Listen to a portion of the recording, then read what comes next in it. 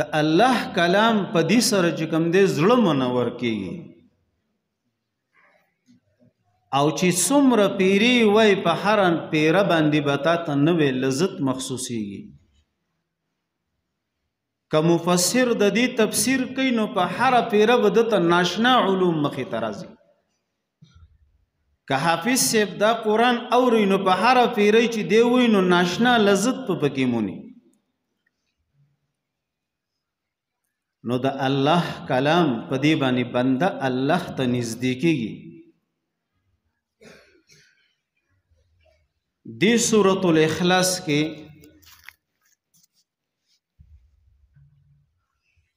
دو قسمه خبرې چې یو مشرکین ابل د مدینی یهود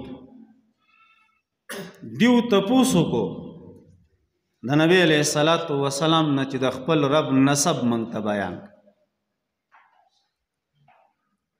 چې ستا رب د څه نه جوړ دی، د سرو نه دی، د سپینو نه دی،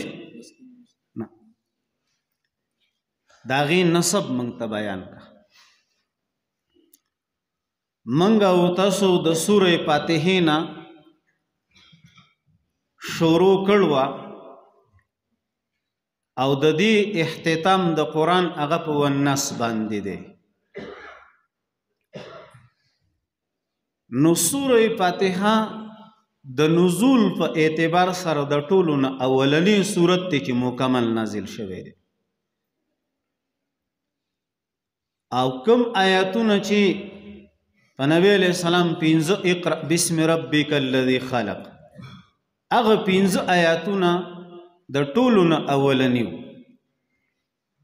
خو د نزول په اعتبار سره چې پوره صورت نازل شوی دی هغه سورة الفاتحه ده، 7 آیاتونه دي.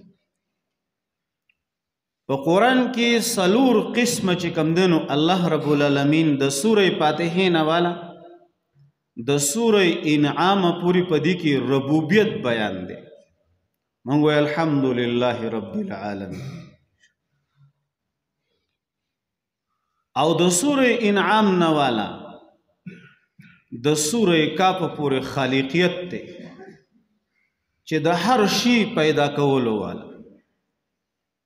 او د سورې کاف نه والا د سورې سبا پورې په دې کې برکت د برکت بیان شوی دی. او د سورې سبا نه والا د والناس پورې په دې کې د آخرت بیان دی. بیا قرآن کې الله تبارک و تعالی منزلونه یې ودي، سپارې 30 دي، سورتونه پکې 114 دي. وس هر صورت یا مکی دی یا مدنی دی. مکی صورت کې 4 مضمونونه الله بیان کړلی. نو یو مضمون پکې لومبنی چې په صورت کې دی نو هغه د رب توحید دی، یووالی دی. دلته سورة الاخلاص کې هو الله احد. نو مکی صورتونو کې انداز دا دی چې د هر صورت په شروع کې توحید دی د باری تعالی چې الله یو دی، تنی تنها دی. په کولو کې هغه د یو نقشې او د یو سبب محتاج نه دی. کلم چې وغواړي فعال لما یرید، کوونکی دی. او 2 نمبر د صورت مضمون هغه رسالت ته د نبی علیہ الصلوۃ والسلام د نبوت اثبات ته پکې. دی صورت کې شروع کی وی قل، نو دې ته اشاره ده اے محمد علیہ الصلوۃ والسلام اوایا د خپل امت ته د قیامت تر راتلو پوری انسانانو ته وایا. او دا چې کوم مخاطبین لستانه تپوس کوي زما د نسب په باره کې دیو ته وایا. نو 2 نمبر مضمون هغه د نبی علیہ الصلوۃ والسلام د نبوت هغه اثبات ته د رسالت. او 3 مضمون يرول انذار ورته وي او سلورم بشارت زیر ورته وي. بد عمل کوي نو زید جهنم دی دنیا کې بم سزا څکی د الله د حکم او د نبی د طریقې خلاف کوي نو زید ګورې بیا کم زید دنیا کې بم سزا څکی او د مر نرستم او خامل کوي الله رته خون را لېږلنا منګ دی سوره فاتحه کې ویو اهدنا الصراط المستقیم الله مونږ ته برابر لار وښایي نیغه لار راته وښایي نو د ذالک الکتابونو ته اشاره کړل ته چې کوم سوال کوي او نیغه لار برابر غواړي هغه دا کتاب دی په دې کې دا خپل رهبر رهنما او زندگی دې مطابق جوړه کنو تا ته به هغه سیده لار میلو شي نو یو پکې بشارت ته زیره د الله د طرفنا او د دې سره مدنی سورتونو کې یو مضمون بل دی هغې کې ورسره جهاد ملګری کړل ځکه دشمنان په د اخري صورت کې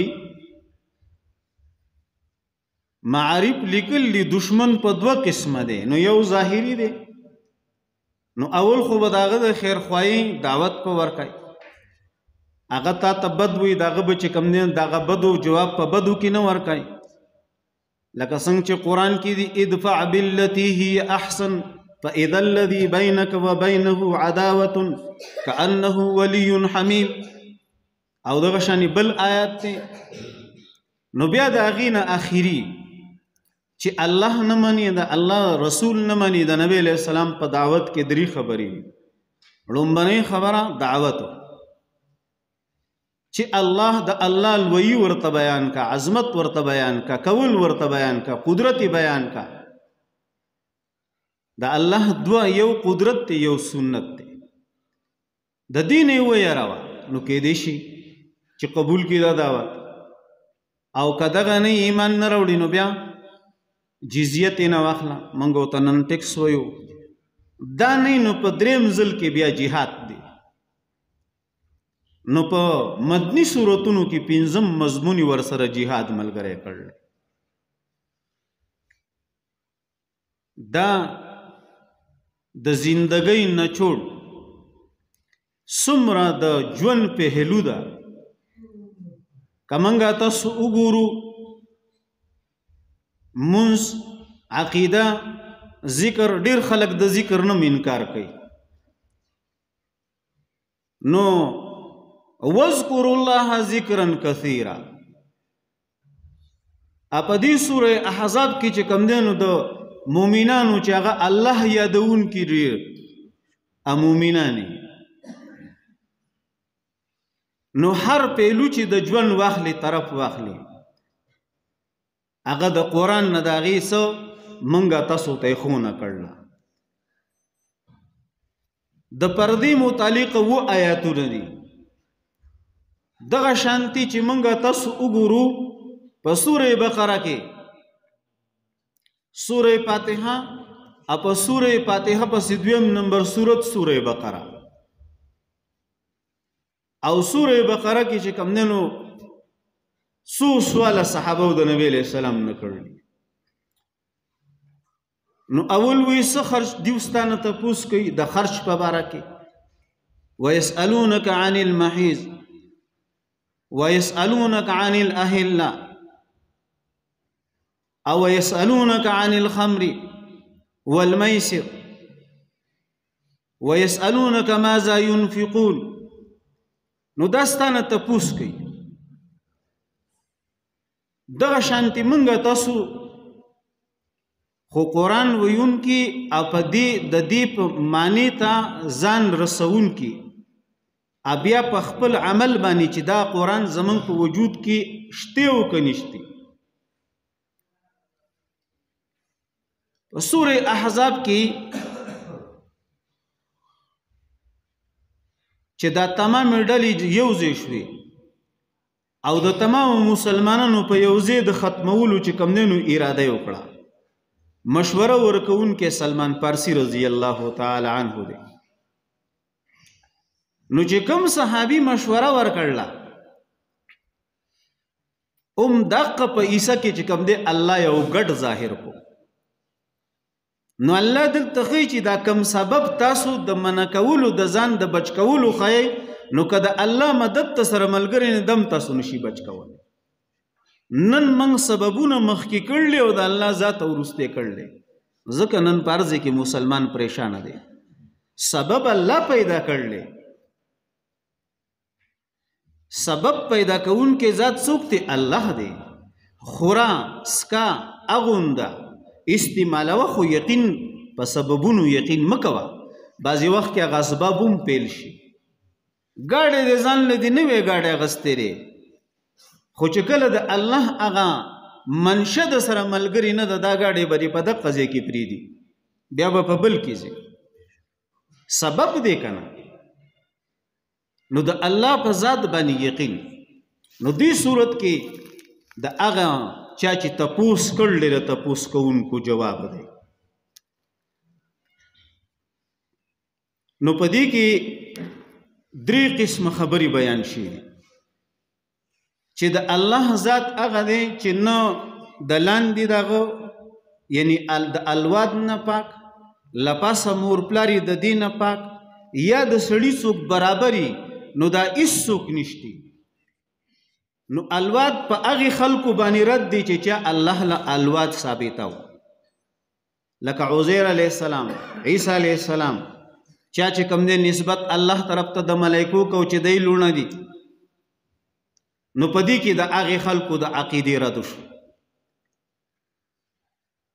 نو دې صورت کې الله تبارک وتعالی فرمایي قل اے محمد صلی الله علیه وسلم ته ووایه.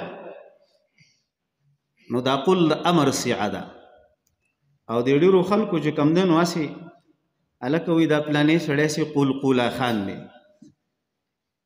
نو دا قلقوله خان که تاسو سوچ کوئ نو دی ویونکي ته وایي، ځکه چې قل د امر دی، قوله دا پسې د تسنیه صیغه ده، او قولو بیا چې کوم دی د جمع ده، وایي قلقوله خان دی که نه. دا بعضې خلک ویل که را پلانې سړی صیغومر دی. نو دا قل د امر صیغه ده. پیغمبر علیه الصلاة والسلام ته الله فرمایي اے محمد صلی الله علیه وسلم ته ووایه هو شاد ده دی الله تبارک وتعالی احد ایکی ایوازی دی. نو دلته واحدم لفظ مفسرین فرمایي چې د واحد او د احد ترجمه یې وده، خو واحد دا دی چې د هغې تجزي او تعدد شته، او د احد نشته، نو ځکه دلته احد لفظ استعمال دی.